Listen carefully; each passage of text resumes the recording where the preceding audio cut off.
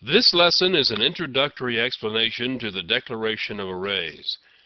Like just about everything else in Java, they're objects, but they're special objects, and you declare them in a special way. This is the declaration of a reference to an array. It's not an array, it's a location in memory where we will be able to put an array. This statement creates an actual array of integers and stores its address in the reference declared earlier. We now have an array. This is an array of 10 integers, all initialized to 0. An array of objects is declared the same way. First, we declare a reference to an array of the objects, and then a declaration is made of an array of object references. We still don't have any rectangles. What we have after this statement is the stored address of an array of rectangle references. All the references are initialized to null. These three statements create the actual rectangle objects and store them in the array of references. Note that array subscripts always begin with 0.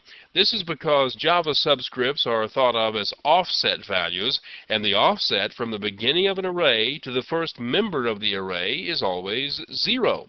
So we declare an array of size 3, but the largest index value is 2. More about this later. This statement declares an array of double data items and provides them with initial values.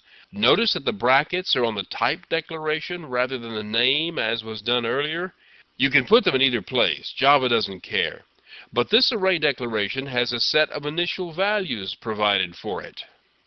This instructs the compiler to create an actual array of doubles and store the values for them in the array.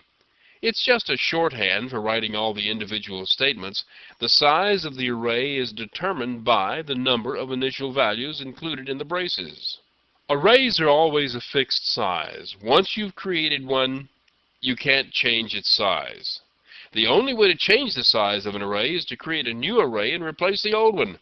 Every array object has a length attribute that you can use to determine the number of members it contains. Here we copy the value of the length of harv into a new variable named length of array.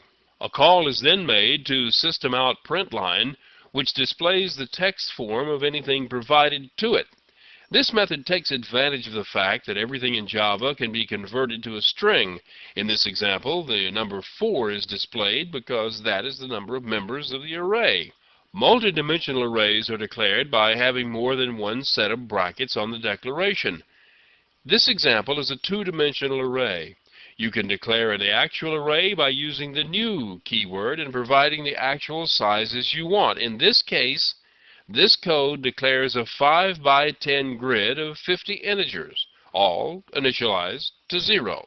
That's the look at the fundamentals of arrays. In Java, you must declare a reference to hold the address of the array, then create the actual array and store the address there.